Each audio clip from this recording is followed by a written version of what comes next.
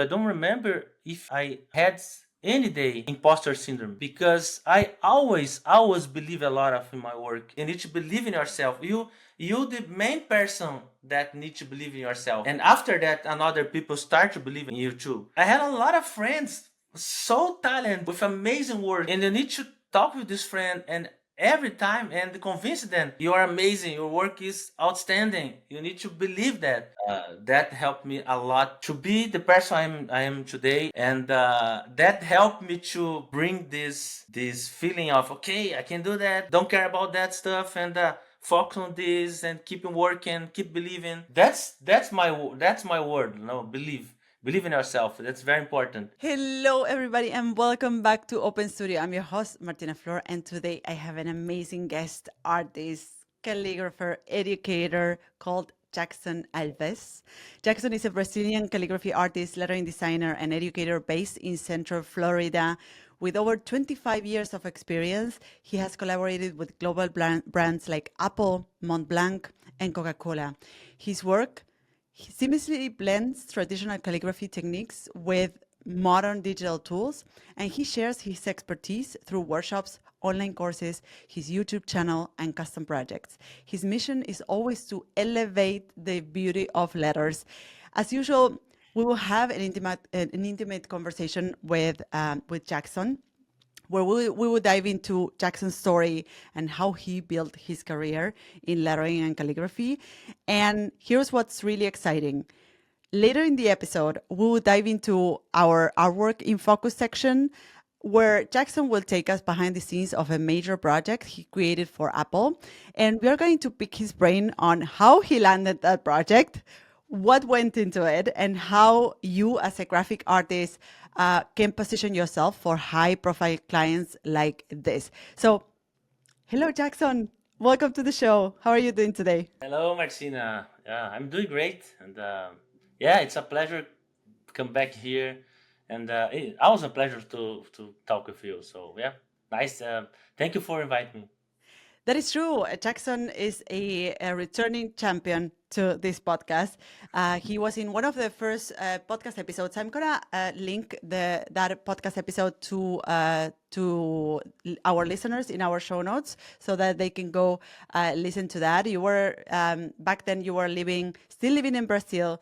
You have now moved to Florida in the U.S. We're gonna dive into that experience as well. I would love to dive into how it is for you, how it was for you to change countries, and the challenges and the nice stories. But before we dive into that, I want to start by the beginning. So, can you tell us a little bit about how it all started?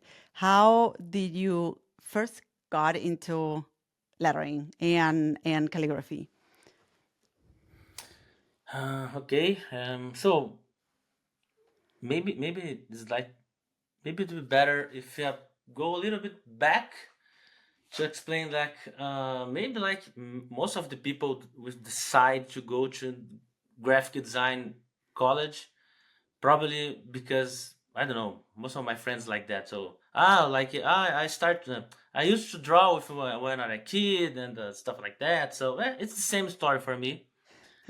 So I start this career as a graphic designer long time ago. Before I entered the college, I already work as a graphic designer. Mm. I already like was creating logo and creating all the graphic stuff. I start my design college in 2000, finished in 2003, and after that, like I was around 10 years of career as a graphic designer. Mm. Yeah, and I was looking for something new. Like I was okay. I already had my studio. I already work in a couple of design studios, and what is the next step? Like I was looking for something to renew my career, something to give me more exciting. And so suddenly one day I saw a beautiful poster promoting lettering workshop, and by the way, it was a friend of mine that was teaching that workshop, and as I said, I was looking for something new, and I saw that. Oh, that's beautiful piece, and it's my friend that's teaching. Okay, let's take this workshop and say how does it go. But I didn't know what exactly was lettering that time. Mm. Like, okay, it's something about typography. I thought so. I took this workshop, and there was 2 days of amazing experience, design stuff, create stuff, and learning a little bit of of the letter design, because part of the workshop was um, something about light and shadows, because my friend used to draw letters with this a lot of effects of like emulating a 3D effect, like light and shadows, but all painting on Photoshop. So part of the workshop was just talking about the light and shadow. So Mm. we didn't have a lot of time to talk about the letters, the anatomy, the construction, or even calligraphy, for example. But uh, so I noticed at that workshop that I need to study more. I need to understand more, because I was so excited about all that stuff, about that poster I saw. So when I left the workshop, I start, okay, so now it's time to study more about this, and also because I that time I had like a regular graphic design portfolio with like it books, book covers, logo design and stuff like that, and my portfolio at that time was in Flickr. Do you remember Oh yeah, of Flickr? course. The first And social media. The exactly. first social media platform. So And for those so for those that don't know what Flickr is, so Flickr was essentially one of the first social media platforms. You could upload photos and and comment on the photos, and everyone will have their own gallery, and you could have several galleries. So you had like a little bit of a website for yourself within the platform, and then you had several galleries with different stuff. So some artists will upload their work, and they will connect with other artists, so you could follow other people.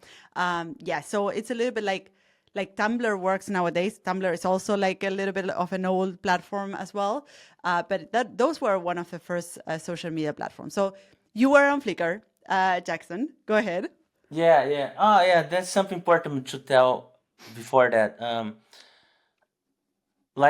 Before I went to the college, graphic design college, before everything, when I started my career, um, I was living in a small city in the countryside of Brazil, and I used to draw like cartoon for the local newspaper, and in my hometown, in that city, because it was a small city, a lot of people know me there because of the cartoon was I used to draw for the local newspaper. I love so much that feeling of a lot of people know me by what I do at that time. So Mm. when I moved to another city, to went to graphic design college, and start working for a lot of graphic design studios, I was missing that feeling, like I just like I was not a people very very know by something I was doing. Just the people when I work on the workspace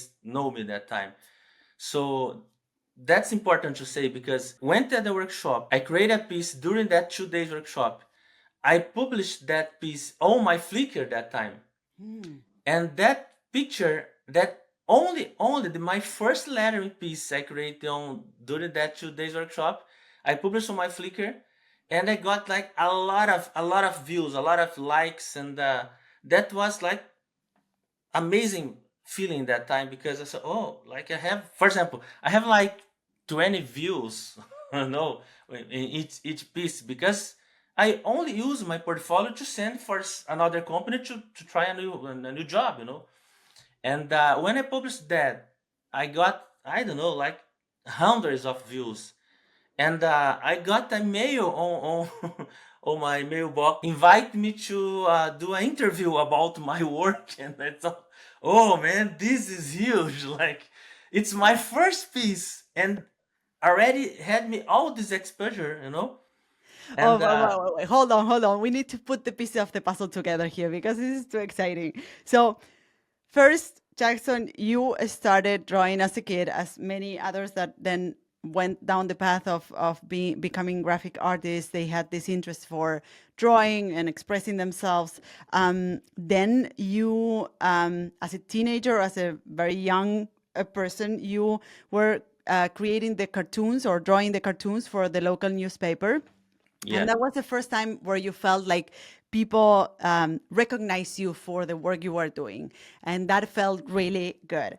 Then later on, because you had this interest for drawing, you moved on to studying graphic design. So you enrolled in graphic design college, and you graduated from graphic design, open work for different design studios. You then opened your own design studio, but you were missing that feeling of like being recognized for the work you were doing because you were doing, general design work. You were a generalist graphic designer. And then you attended this workshop that your friend was teaching, a lettering workshop, and you created your first lettering piece during that lettering workshop. And you uploaded that lettering piece to the social media platform that was hot at that time, which is Flickr. That was like Instagram nowadays. And you got hundreds of views and likes. And even someone contacted you from Australia who wanted to interview you based on what that person had seen on your Flickr, that lettering piece that you posted, and that person wanted to interview you for your work. What happened next? So I wanted to put like the pieces of the puzzle together that we have been discussing so far, because it's super exciting this path.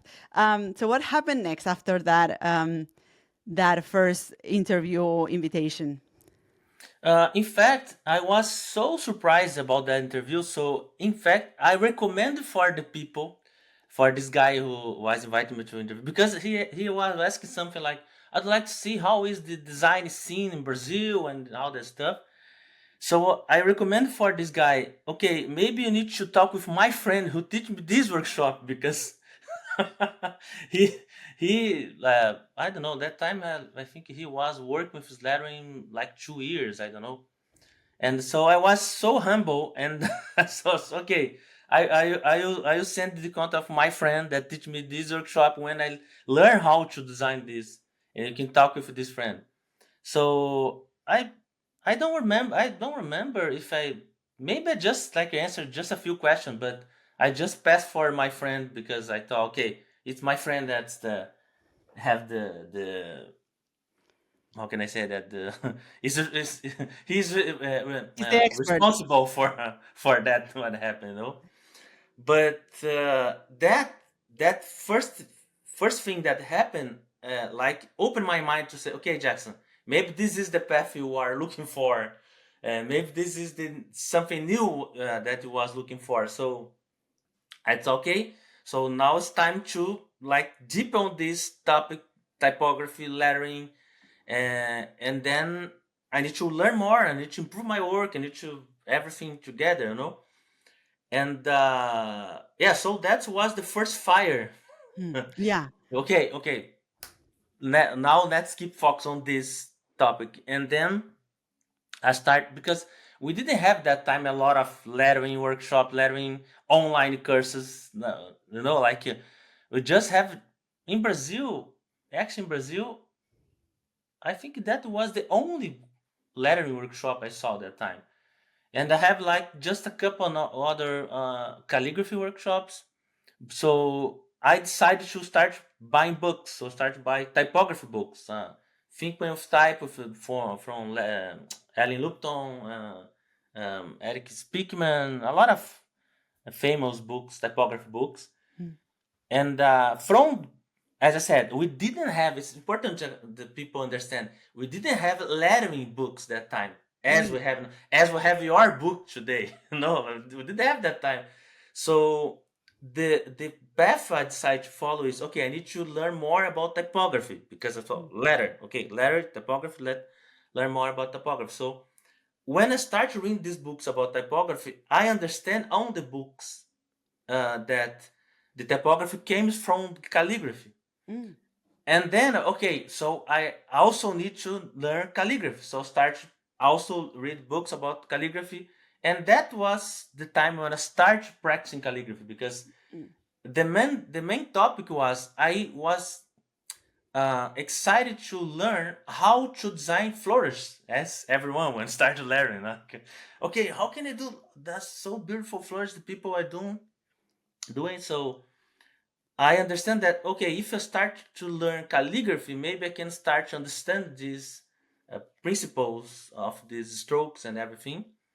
And also that time, 2010, yeah, 2010 was the beginning of the Behance, the beginning of the Instagram.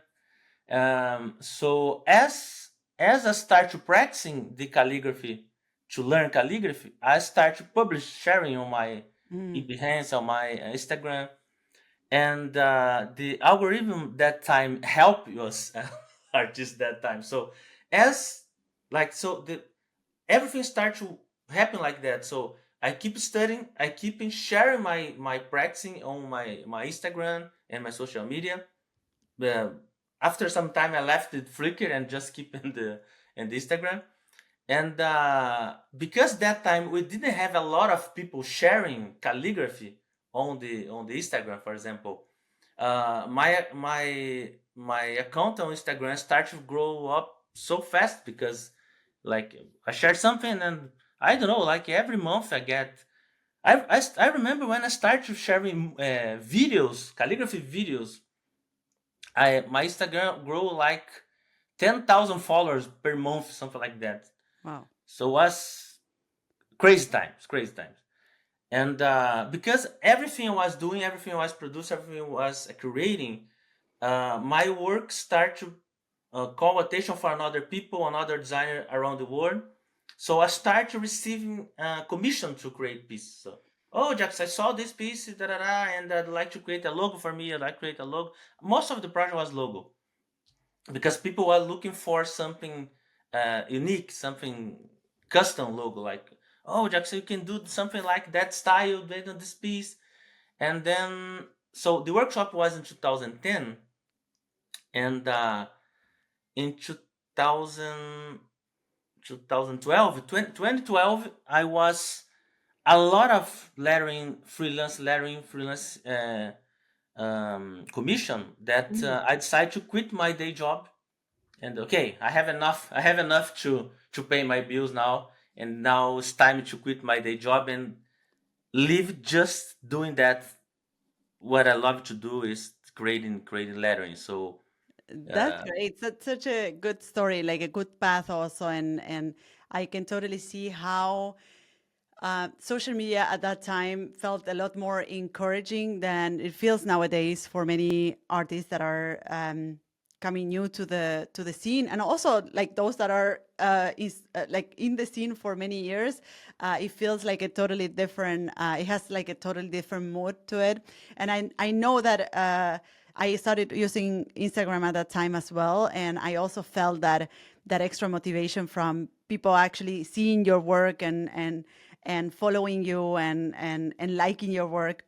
So I can totally see how that, in a way, kickstart help you kickstart that your career. Also, looking at what you were mentioning before, that you were missing that feeling of being recognized for what you do, feeling that you are doing something special. And it seems that at that time, Instagram or social media platforms gave you that validation and help you decide, okay, I'm gonna, of course, getting also paid assignments or receiving inquiries from potential clients probably also gave you that courage of saying like, hey, I can actually make a living with this. So I'm wondering when was the pivotal moment in which you decided to open your lettering and calligraphy studio? Was that, like as you said, I quit my job and then I just uh, o- uh, create my website with all my lettering and calligraphy portfolio? Or was there like a smoother transition? Were you doing like graphic design work on the side? How was that transition? And also, what were the challenges that you face through that transition? Because for someone that has been working as an employee for a while, transitioning into like being a solopreneur is challenging, right? You have to take care of a lot of things that you didn't have to take care of before. So, what were some of the challenges in those first stages of becoming a calligrapher, like a freelance calligrapher and lettering artist? It's a good question. So there there are two important points. Maybe three. I don't know. First, because as I said, that was different times. Lettering was starting that time, so Mhm. it was so much easier to get commission that time than nowadays, because nowadays I have a lot of people doing the same kind of work. So that helped a lot. Also, important to say that as I already mentioned, that I already had my design studio just after I finished my design college. And when I finished my design college, I also took post postgraduate on business, actually. So I already know how to run a company. Like I Mm. already know the basics. I already know all the not so good stuff to do. I understand that.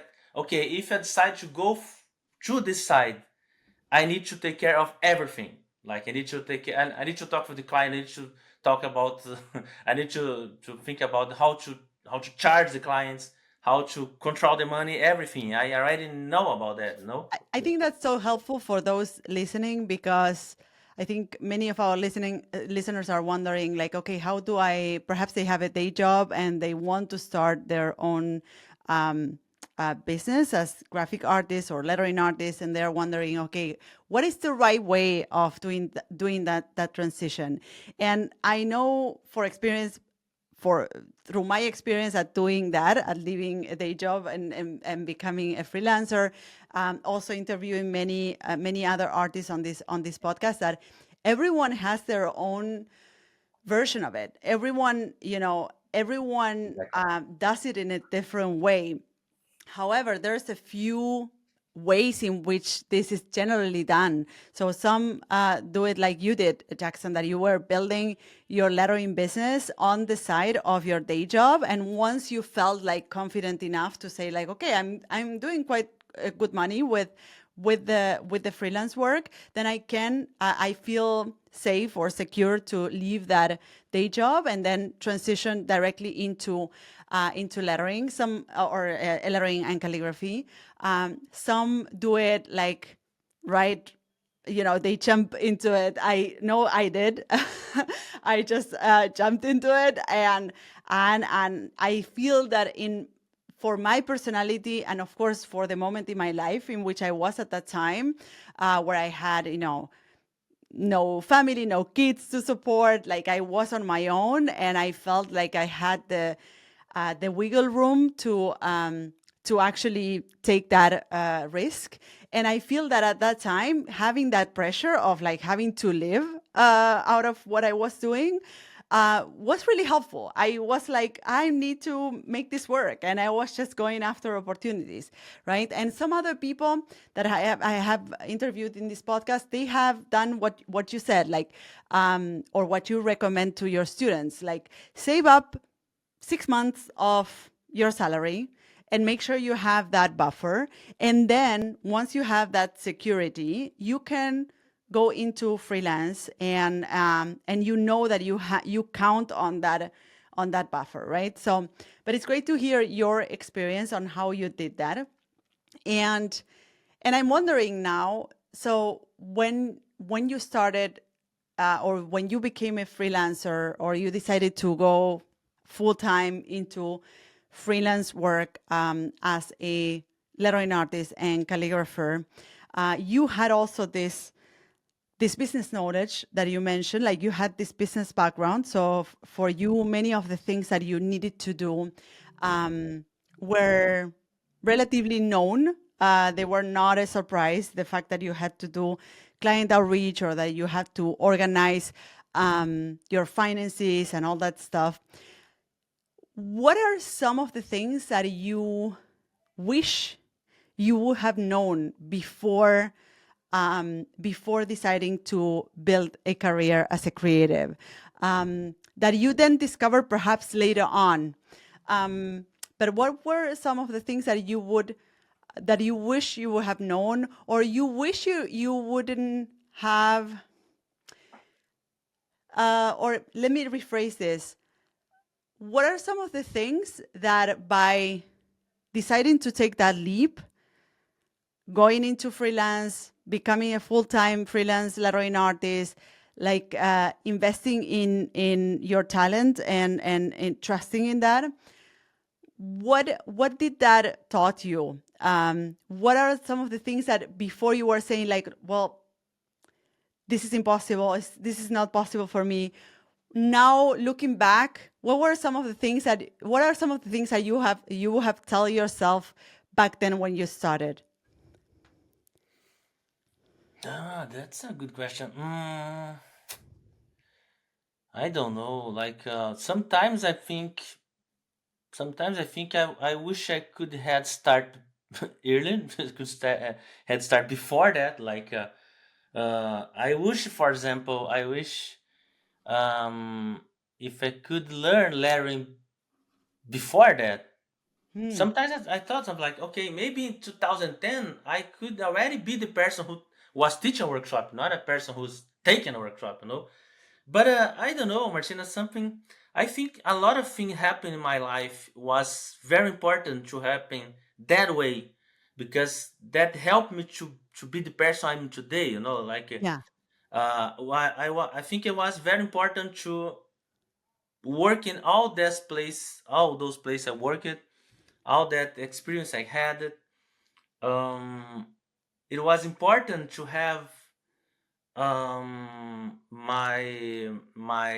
how can I explain that, the kind of family I had, you know, the Mm, all the support I had from my parents, and all, because like it's important to say, like I don't remember, um to say the truth, I don't remember if I already had any day imposter syndrome, because I always believe a lot of in my work all the time, and mm, I think the reason for that is because all the support I got from my parents, you know. mm, So, for example, I all the time I saw something that time. For example, when I saw that poster my friend made for the workshop, I never thought, oh, it's impossible to do. I always think, okay, I can do that. So it's very common for me when I say something that I can do that. Of course, I need to practice, I need to study a lot, but I can do that. And it's hard to explain that, but I try to I try to encourage my students about that. Like, guys, you need to believe in yourself. You the main person that need to believe in yourself, and after that another people start to believe in yourself, out in you too.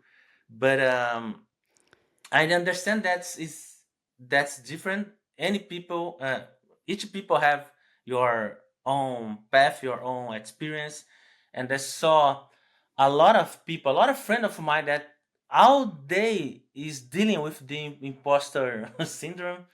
And I tried, like I had a lot of friends, so talented, so with amazing work, and you need to talk with this friend and every time and convince them you are amazing, your work is outstanding, you need to believe that. yeah.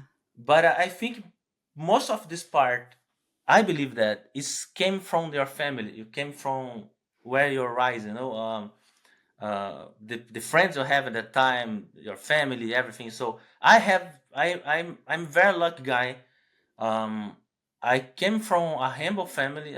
My dad don't have money. I need to work to pay my design college. I need to work to move to another city and everything. But that foundation I had from my parents to encourage myself, to believe in myself was priceless. Mm.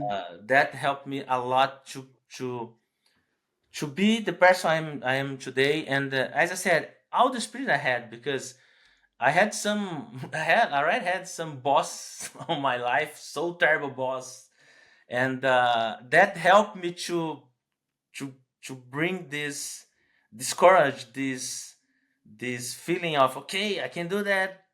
Don't care about that stuff, and focus on this and keep working, keep believing.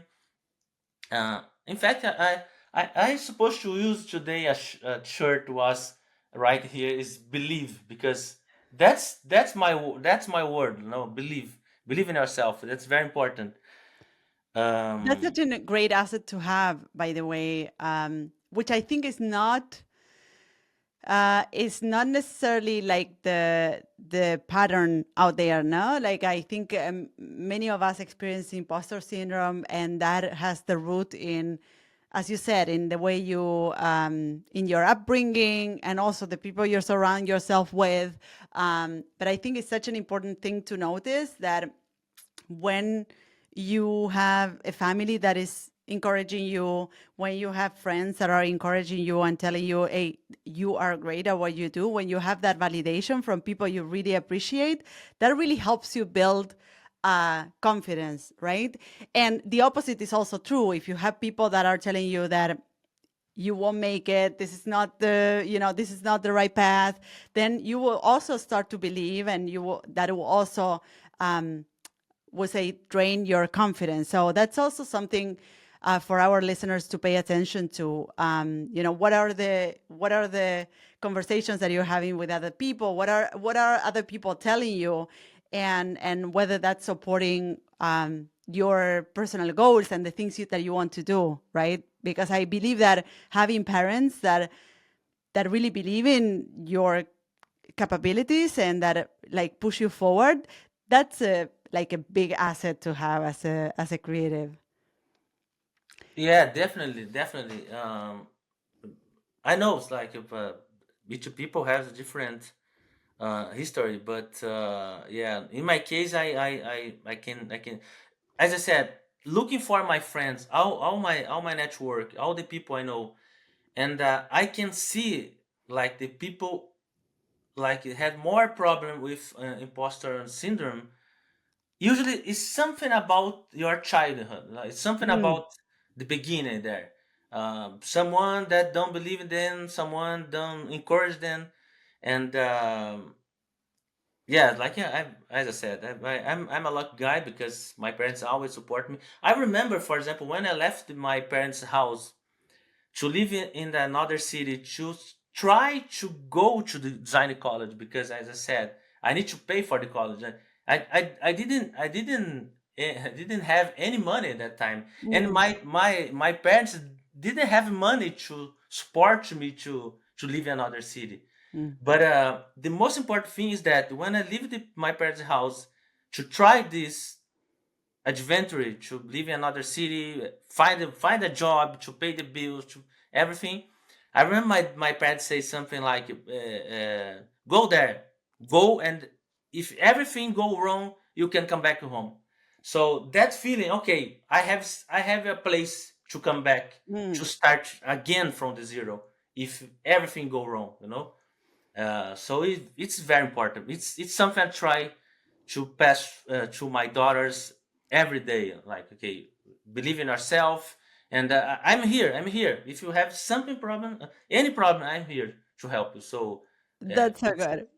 That's so good. Thank you for sharing that, because I think that's so important. And kudos to your parents, because they had a big role in the confidence that you have today, Jackson. And I think this is a great moment to dive into our special artwork in focus section, because all the confidence that we have been speaking about, you will see it in Jackson's work and in his brushstrokes. So, in this segment, as you know, we highlight a standout project or a project that the artist and or designer selects, and we are gonna take a closer look at your collaboration with Apple. So this is it. You may have seen it as well on online and everywhere.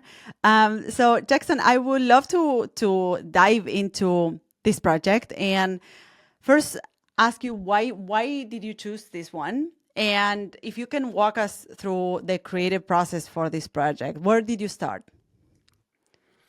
Okay, yeah, like when I need to think about a project I need to pick, it's always hard because I love a lot of projects I already made, but this one is special because I think is the biggest clients, the biggest client. Yeah, I already create something for Coca-Cola for another client, Mm, but I believe nowadays Apple is the most valued company in the world. I think, okay. yeah, something like that. But the story behind this is important. Uh, like, can I start to talking about the behind scene? I don't know. For sure. Yeah, I want to hear it all. So first, yeah, I was asking you why you chose this project, which is clearly because this is the biggest project you have worked on, or perhaps the biggest company you have created artwork for.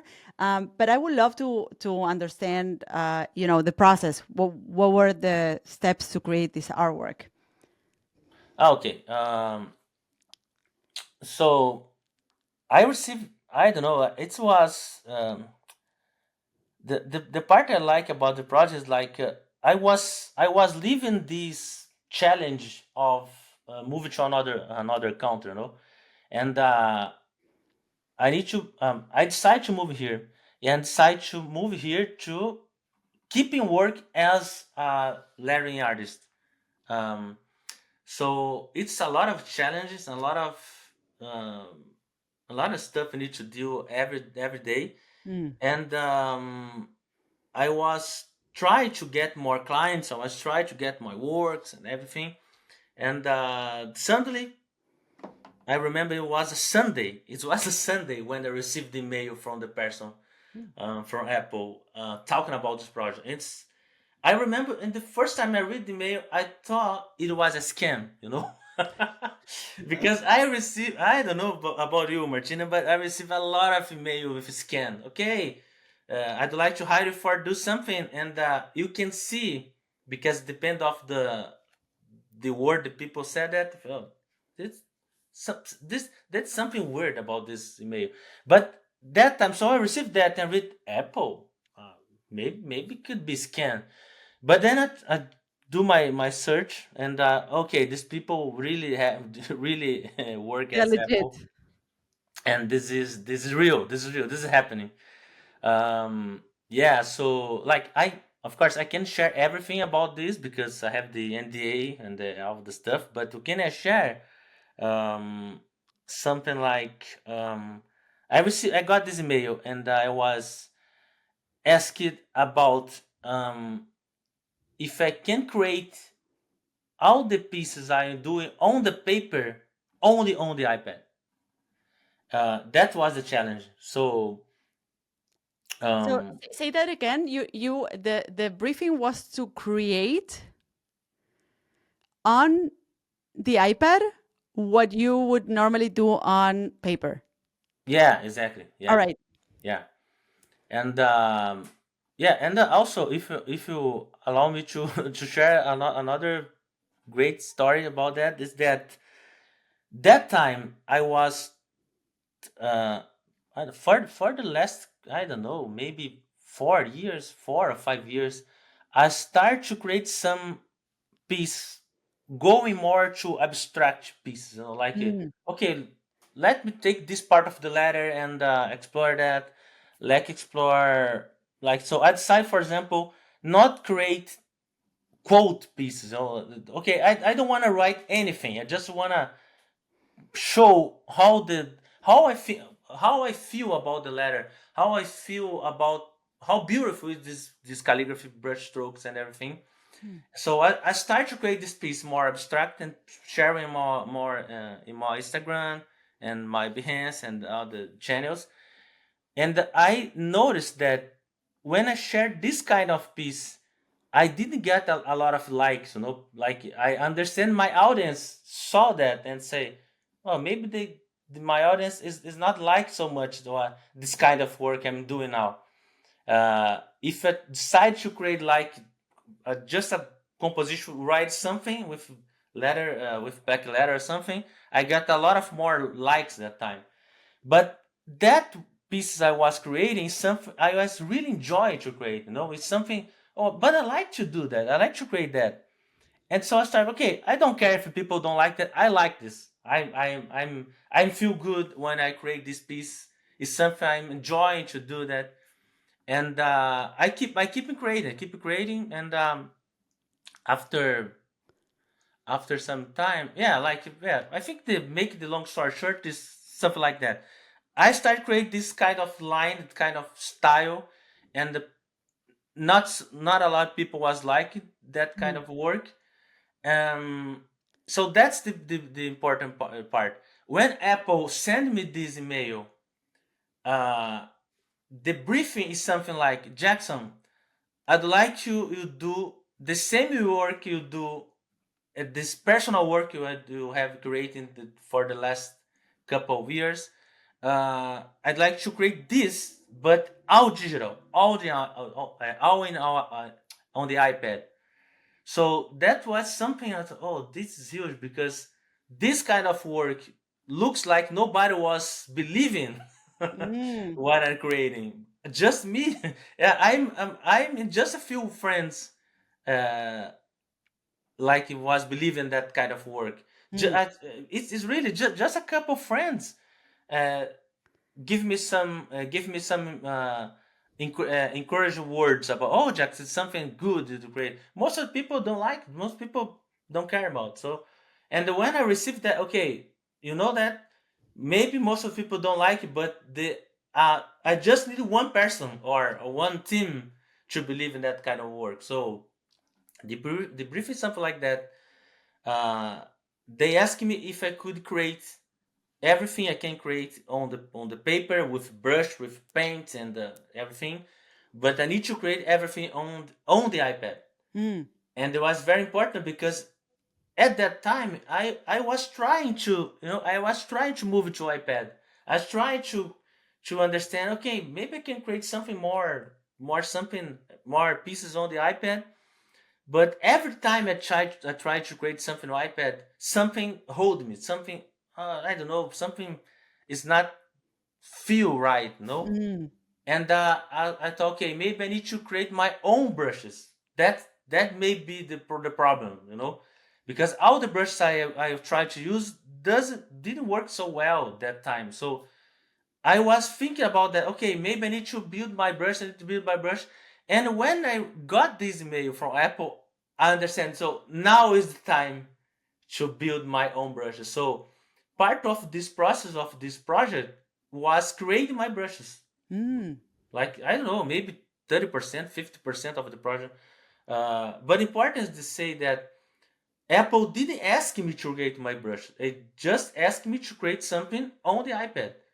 It's it was me that understood that to create my style on the iPad, I need to create my own brush. I need to convert my style, my brush strokes I can create on the paper on the iPad. So I need to.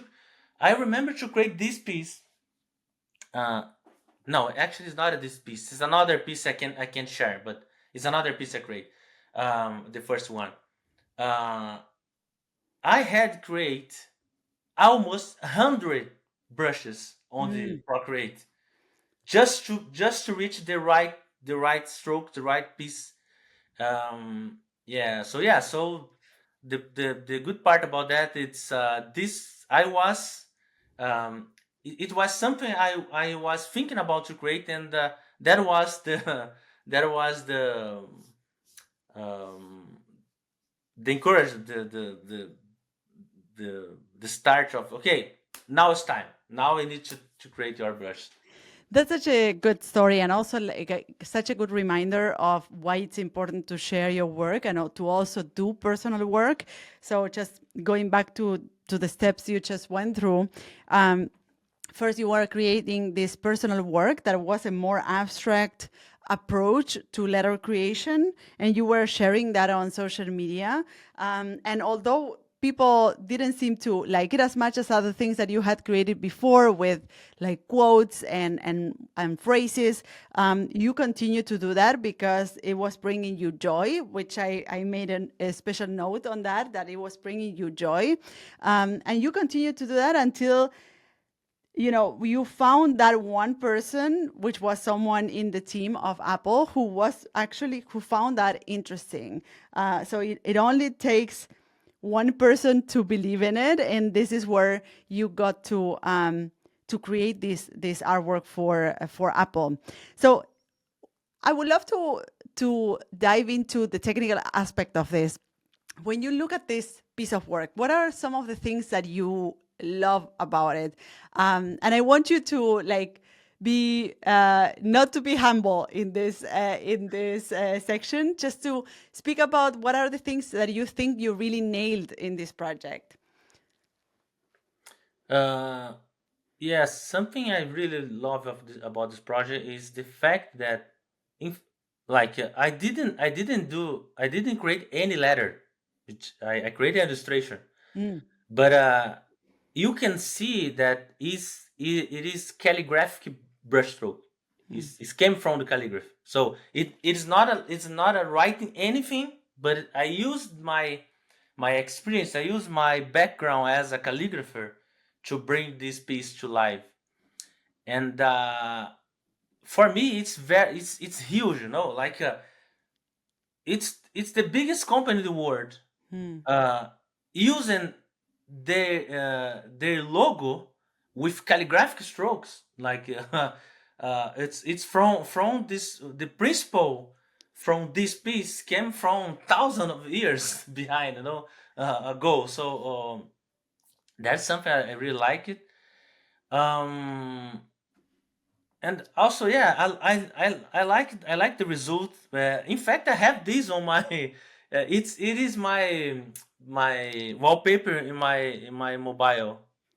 I can show that, but yeah, I have this on my iPhone every day to when I saw my phone. Oh, this I create this piece. It's something I like so much to see. And yeah, so this first contact from Apple also give me the opportunity to create another other pieces to them. So Oh, yeah. we're gonna dive into that in a second. I wanted to first touch on what are the things that you would do different. I know that I always speak about this, that um, it is never finished. So even when you have delivered the project, it is actually never finished. That's why deadlines play such an important role, because if it was for us, we would continue polishing this forever, because there's always something to be improved. And it happens to me, and I share some of that on my Instagram account. I critique my own work sometimes on certain reels, because I look at work that I delivered perhaps 1 month ago or a few months ago, and I can see things that I would do differently. And I think that happens to many of us. And I wonder, for you, what are the things that, now looking at this piece of work, what are the things that you would do differently, or the things that you notice now that are like, maybe if I could tweak this, I would do it? Um, to say the truth, Martina, when I deliver a project like that, I used don't think about that. I used don't think. Okay, maybe I can change. Uh, because of course this all the pieces I deliver is something that I think is good enough, right? So For sure. And this is not to judge like the quality of your work at all. This is to just to get nerdy between you and me, because as if nobody was listening. But like, like these things that is like, oh, I would do that line a little bit thinner, or maybe, that overlap is a little bit too dark. Like all these things that you see, and of course, are still fine, and they are not, I would say, detrimental of the quality of the work. But just to get nerdy a little bit about what are the things that you would perhaps change or tweak a little bit. Um, I think that there's something important to say about that. Is like that's the part where I like to work as expert in something, and then to work with a creative team. Because I like this idea when the client give me the brief and I need to deliver something, and then the team will decide what is the best piece for them. So, because for example, I create a lot of version, and to say the truth, it was really hard for me to pick one Hmm. because okay, I like this style, I like if I think about that, for example, uh, how can I explain that? Like that's why I told you I usually don't think about what I can do different because I already created a lot of pieces different Hmm. from the same project. I I can count now, but like more, I don't know, 12 pieces, maybe more. And all the pieces I love, all the pieces I like it. Maybe one more than another, but the fact is, when I keep in my mind is that okay, the team decide to take this piece, and I good at that. It's okay. It's okay. So yeah, so I can create a lot of stuff different on this piece, of course, and but I said yeah, but I like this. I like to have another people help me to choose some path. Sometimes like sometimes the clients choose the piece you don't like so much, Yeah. Yeah. and okay, I need to deal with that. Okay, okay, but it's good enough. It's not my preferred piece, but it's good enough. But for this piece, um, yeah, like I don't know. I can see some strokes. I can do wider, thicker. But I like this idea that there was a team behind that is choose this piece, uh, choose this kind of colors because we need to change the color all the time and try on a new compositional line and everything. And so that keep me with this feeling that okay, that's enough because I have this team work with me. So I love this idea to work with a creative team, Hmm. that everybody together work to bring the best results for the some specific problem. So yeah, that's the part I like it. Well, so And when I create something for ourselves, it's harder because we don't have anything to guide us, and we need to decide everything alone. And so that's why the personal project is harder, and that's why another thing I think is important is to put some deadline even for personal yeah, work. Because as you said, so or you keep work for in that piece forever. for sure. Uh, Yeah. So you were mentioning before that this led to other opportunities. So can you tell us a little bit about that?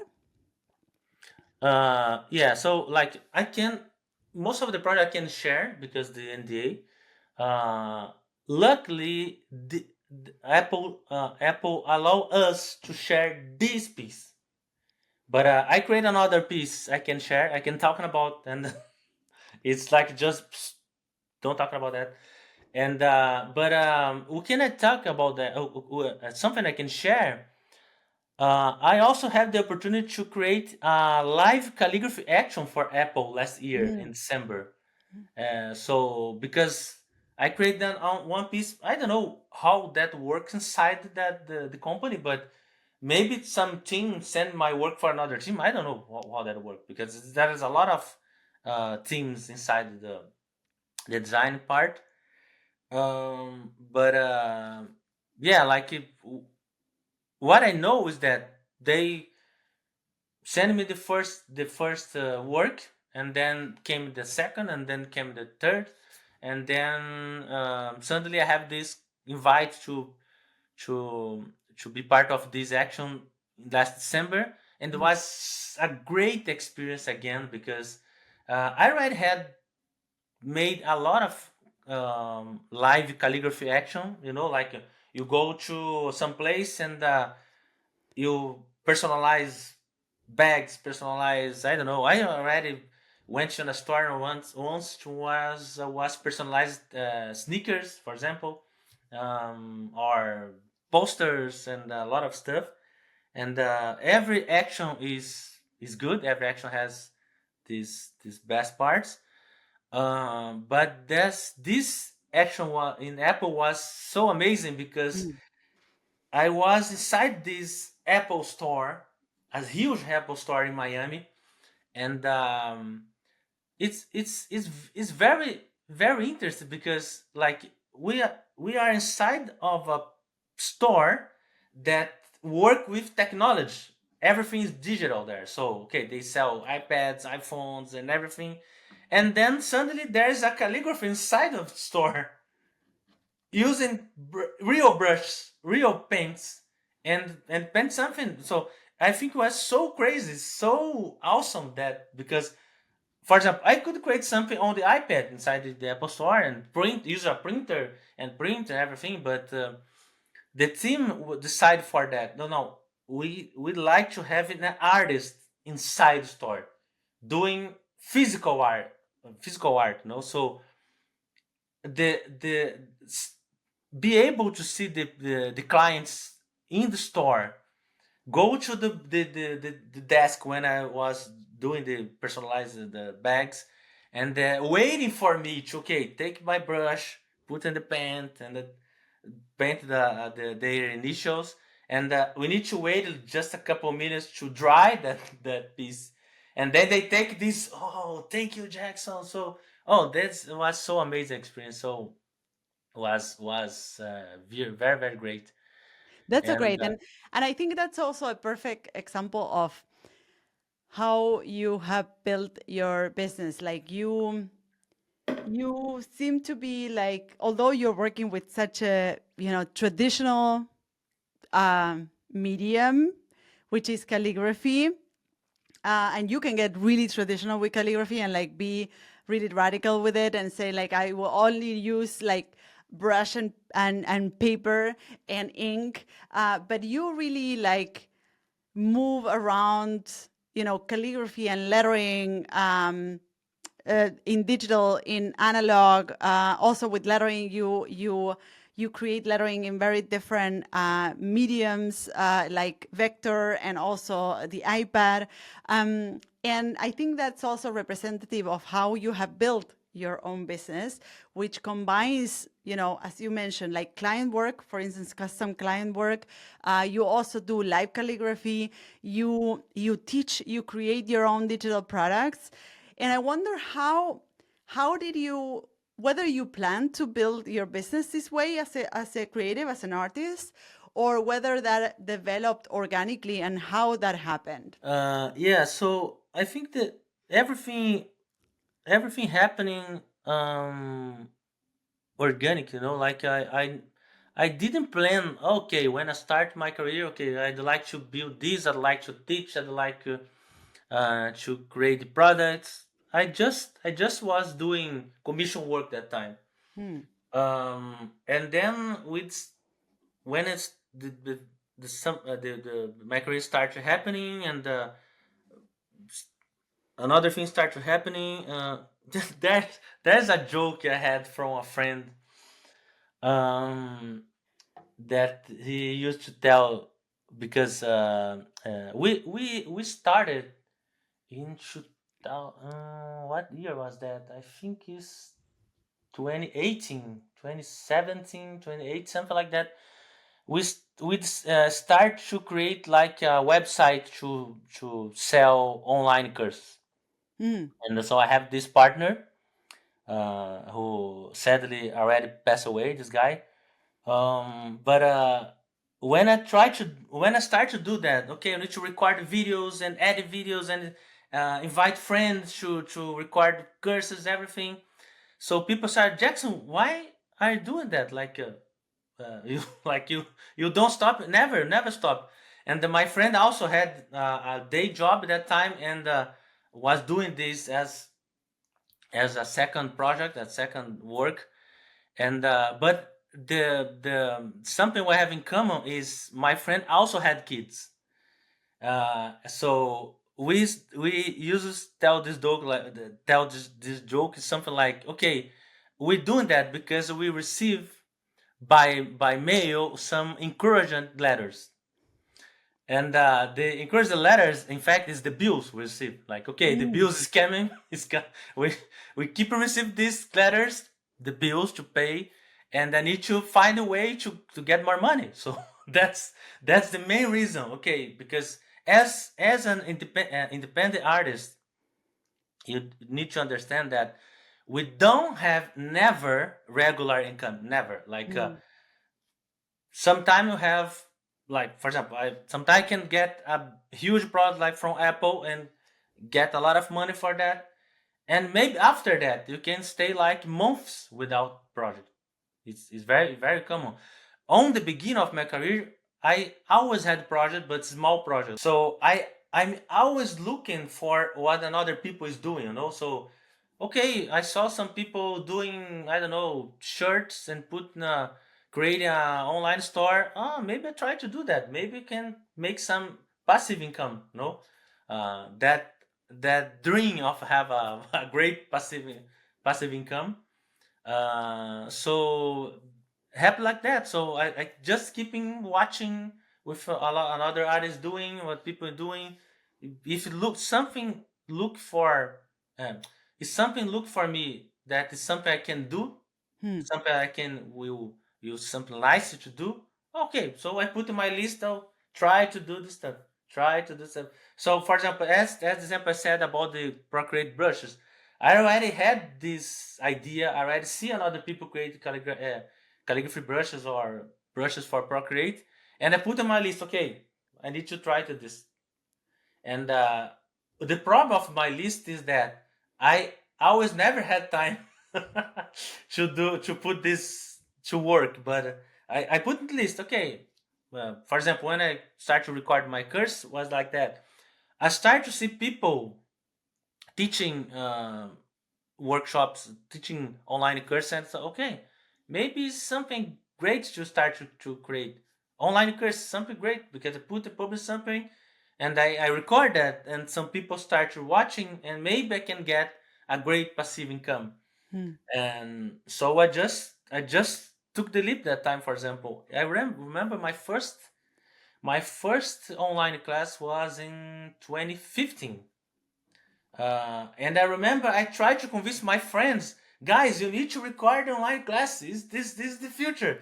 And my friends, I don't care about that. And guys, I start recording my own online course in English, and I even don't speak English in that time.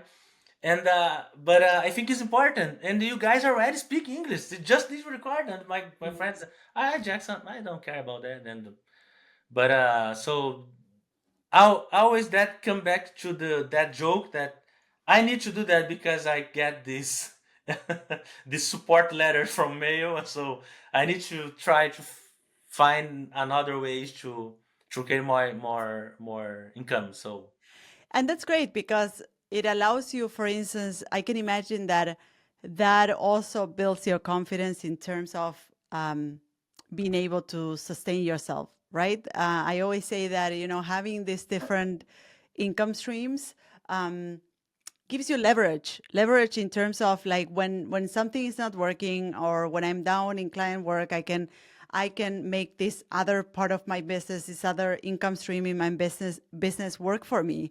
um, and what I also always say is that the fact that there's the possibility to create several income streams doesn't necessarily mean that you need to have them all, right? exactly. And sometimes you realize, well, that works better for me than other things. I'm more prone to invest more time into this than into that, and then you tried a couple of different income streams, and then you can choose those that work for you the best, or that your audience also finds more interesting, and also where you find that overlap between what people want from you and and what you like doing, right? Like the joy aspect of it is also very important. And I want to before we wrap up the episode, I want to dive into this new stage in your life, which had to do with moving countries. So you moved from Brazil to Florida in the US a few years ago, and that's a big step. I know personally that moving countries is a big change in your life. And I wonder what led to that decision, to make that decision, especially because you're not on your own. You are moving together with your family, so that also involves other type, sort of challenges. So I would love to hear what led to that decision.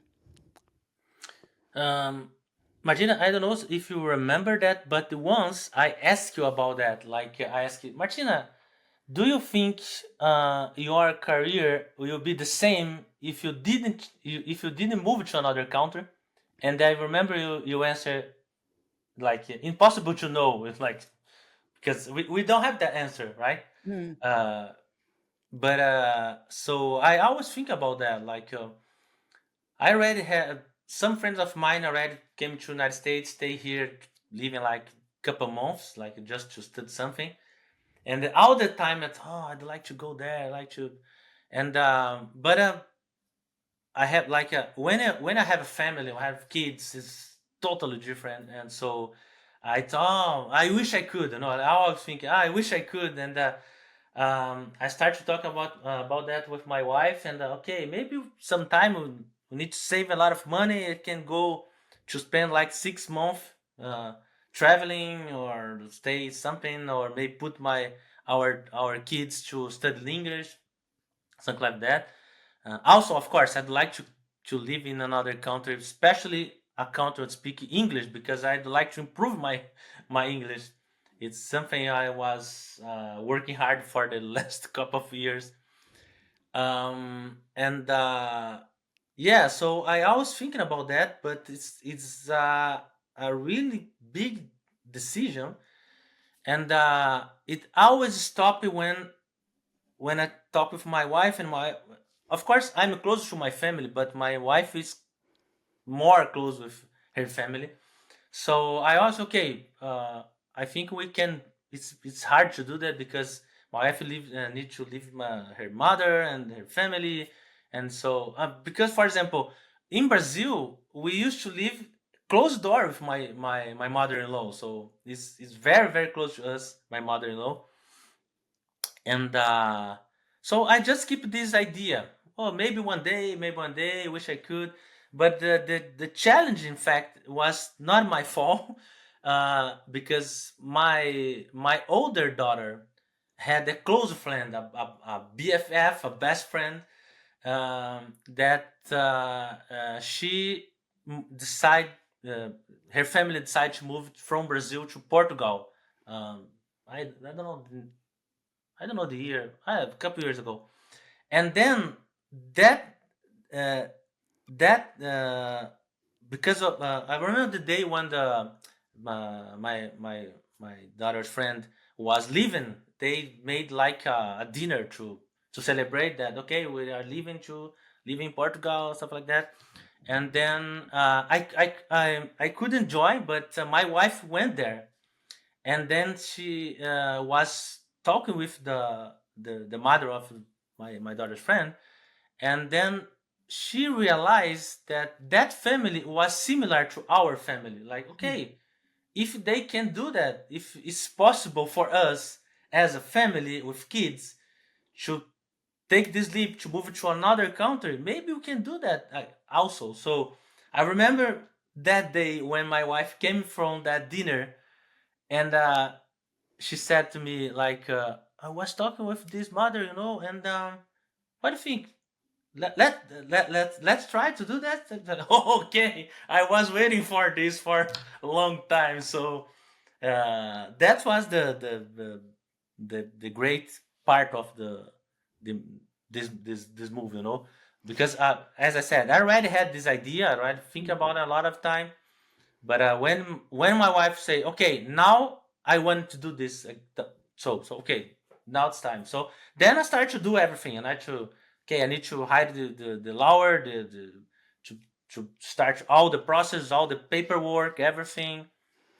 And then the funny part is that we that time we were trying to buy a house in Brazil, or try to do something there, and anything works that time, you know, like I we can like we didn't have enough money to do exactly that, to buy that house. And yeah, like anything worked that time. When we decided to move here, everything started working, everything started okay now. So remember, we had a small apartment, so I put to sell, and a lot of time I we could rent, we could sell anything, and then suddenly we put to sell, and a person decide to buy, and another thing work, and thought, okay. I remember talking with my wife and said, yeah, I think the universe say it's time to you guys to do that. So And yeah, what so was we what came was here. the flip side of the coin? Like, what were some of unexpected challenges? Because I know that when you make such a big decision, there's a lot of expectation and excitement, and then you get there, and you know, after a few months, it's becomes regular life. And what were some of the unexpected challenges that you found in that process once the excitement was, a little bit dimmed uh, down? What were some of the things that you had to deal with that you wish you would have known? um yeah. Oh, okay, I forgot to mention something. Part of the idea to move here is because I'd like to understand if I could get more clients if I was here. That's part, Mm, very important part of the decision. Like, okay, maybe I can make my career better. Make, like, if I live in this country, that's mm, that's part of the ideas. Of course, with another things, like I'd like to my daughters speak another language better than me, for example. So all this stuff together. But we already had the idea that we probably will miss a lot our family and the friends, and mm, it's for sure is the worst part of the story. You know, like living far for the family, for our friends. It's something hard. It's something we need to hard to do every single day. You know, you mm, need to you need to remember why we're here, why mm. we decide to come here. Okay, we need to deal with that, and maybe, I don't know. Sometime you can go there to vacation, maybe. And also, what happened and what helped with to deal with that is because our family is coming here, um, time from time to help this. But I understand, for example, for my wife is harder Yeah, than for me, for example, and then for the kids, because the kids went to school, make new friends, and have new life, and is in this play in this topic is easier.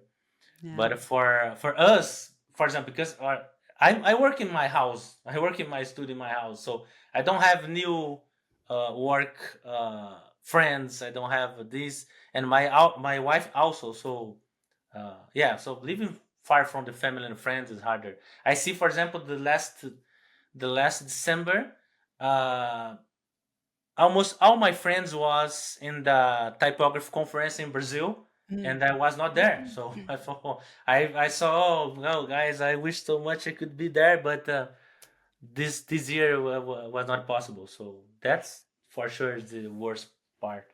Yeah, I can totally relate. Just to add a personal piece to this, that especially for I also come from South America, from Argentina. You come from Brazil, and I think in this area of the world, cities are organized in a way that people stay close to their family, and therefore you grow up in this safe space where you have access to your closest family. You have access like 24/7. Like you see your grandparents often. You go visit your uncle. You stay you sleep over. You do sleepovers in your family's house, and therefore when you move countries and you find yourself without this safety net, then you really notice the difference, which is really different from for instance for German people. So when I live in Germany, I moved here from South America, so I lived what you just mentioned. Like I felt that this safety net was missing. But here in Germany, for instance, people are used to move places. So it's very common that people live far away from. They live in a city far away from their hometown.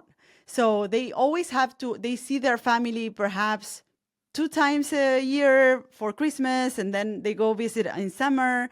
And it's common not to have that safety net of like, the regularity of meeting family every other weekend, or leaving your kids at your mom's house or things like that.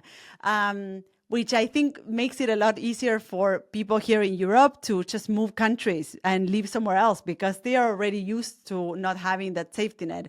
But I can totally imagine how that became a challenge for you, and also how important it is to remind yourself, like, well, I'm here for this reason. I need to remind myself that there's a goal behind doing all this effort, and yeah, and going through all that, all those challenges, right? Um, I want to move on to the ending of our episode, and I want to look into the future. What are the things that excite you about calligraphy and lettering, specifically in the industry right now? What are the things that you see coming that you are seeing like, well, I'm really looking forward to that? Um, yeah, like I think this idea of bring the calligraphy to the digital world is something that excited me a lot. And I, for sure, there is something more new we can get in the future. Maybe something we can even imagine right now. But this mix, of course, we we we won't stop to do everything. We won't stop to create something. Use paint, use canvas, everything. But be able to do something in digital world is also great. And I think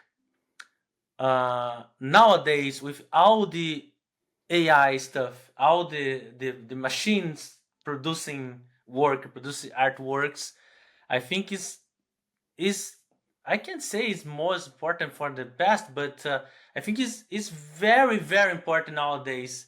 We have this human touch, I Mm. already shared this with something, I don't know when, but like I think nowadays is so important to record the process, to prove like, okay, this is a human made, this is a handmade, this is not a machine. That's why we have this imperfection. That's why that happened this way, or that's why you can change something. For example, if I paint something on the wall, we don't have the undo effect. We need to deal with something, no? So this human touch nowadays, I think, is very important. And I also think about the future. I saw this day a work from a guy that looks like the brushstroke was living from the paper, something like that. And it's I don't know how that guy do that, but I saw it's not a calligraphy, but it's have a brush stroke and put inside like a transparent cube. I don't know how that guy create that, but the important part of that, I think, when we are able to bring the brushstroke to the 3D space is something like is will be amazing, you know. Um, I started thinking about that when I saw the first Apple Vision, that 3D glasses, that stuff. But with I didn't see anything yet good enough. I saw some people playing with something, but not good enough. But if one day we can bring this quality of the brushstroke having 2D on the paper on the surface, we can bring the 3D space. That would be something amazing. And I'm excited to that when that if that happen when that happen. Well, Jackson, maybe it's you who has to bring it to life. But Jackson, we play a closing game to wrap up this episode, which is called Finish the Sentence. So basically, what I do is that I start a sentence and you finish it. Are you ready? I hope so. The one tool I can't live without is The one the one tool. oh oof. Brush. My friends always tease me about the fact that Oh my god. Oh, believe in yourself. I could never get bored of. Creative art. My dream collaboration will be with. Keeping work with Apple. Keep that client, right? Yeah, keep that clients good. If I weren't doing this, I would probably be. Doing something creative too. I wish I knew more about. Other language. Right now is the perfect time to. Believe in yourself. Jackson, thank you so much. It's been a great conversation. And thank you so much for sharing your story and the insights about your work and your experience with us today. So before we go, can you share where can people find you? And also, I know that you have a free class that people can join. So perhaps you can also give a little bit of insights about that. And I'm going to add that to the show notes. Oh yeah, perfect. You can find me with my website, jacksonalves.com, my Instagram, letterjack. And yeah, so I have this free calligraphy class on the iPad because I'm so excited to calligraphy on iPad. So I decided to create this free course on my YouTube channel. And then I teach how to do the basic calligraphy on the iPad. And yeah, so also I have this Procreate brush pack with these amazing brushes I have creating for these companies. And also you can find it on my shop. It's jacksonalves.shop. Amazing. I will add all of this to the show notes so that you can find the tools that Jackson shared with you and also all your social media handles and stuff. So thank you, Jackson, again for being here. And thank you, everybody, for listening and tuning in today. If you know anybody who loves calligraphy and lettering and would love to hear this conversation, just share this episode. And I will see you on the next episode of Open Studio. Bye bye. Bye bye. Thank you.